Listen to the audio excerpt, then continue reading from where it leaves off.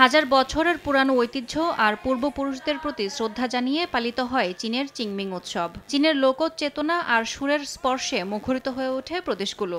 রঙিন পোশাকে গলায় প্রজন্ম থেকে প্রজন্মে বয়ে চলা সুরে মেতে ওঠেন তারা।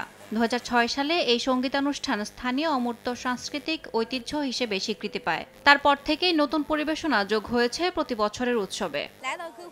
যতক্ষণ এই গানের সুর কেউ মনে রাখবে, ততক্ষণ আমাদের সংস্কৃতিও বেঁচে থাকবে।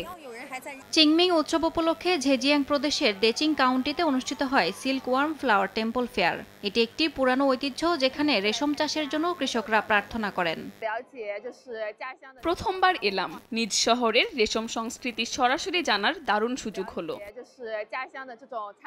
ফুজিয়ানের হুয়ান কাউন্টিতে ঐতিহ্যবাহী টুলুর চারপাশে চলেছে রঙিন শোভাযাত্রা।